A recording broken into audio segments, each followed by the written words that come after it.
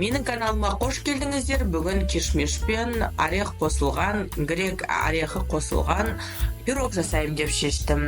Каналыма ұнаса лайк басып, подписаться етіп, қоңырауша басуыңызды ұмытпаңыздар. Ол үшін алдымен бізге жұмыртқа, кишмиш, 3 жұмыртқа болу керек бұл жерде.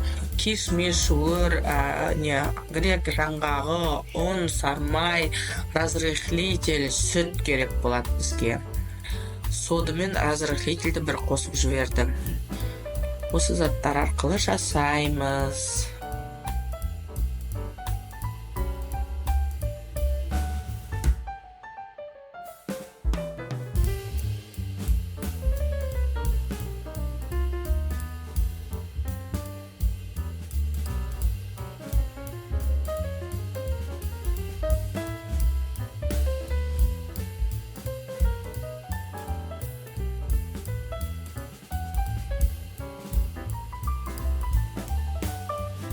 Алдымен жұмыртқамызды аламыз да шағамыз. Менде 3 жұмыртқа, жерде 2 жұмыртқа алған. Мен негізі 3 жұмыртқа салдым.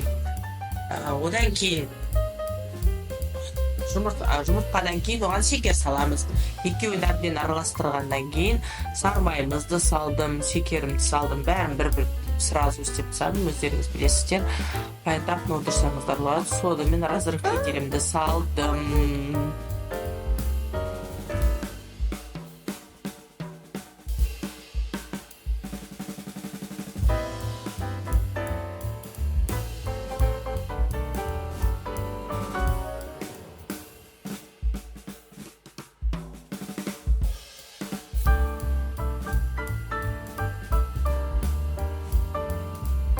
Әбден шекері езілгеннен кейін сармайымызбен үстіне сүтімізді құямыз.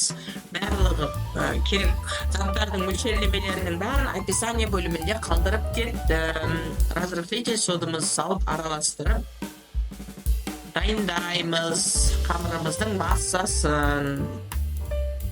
Міне ұнымызды да салып жатырық. Одан кейінгі ең соңғы штрихы бұл пирог жасау кезіндегі. Бұны да салып сметанный, образный қамыр жасап аламын.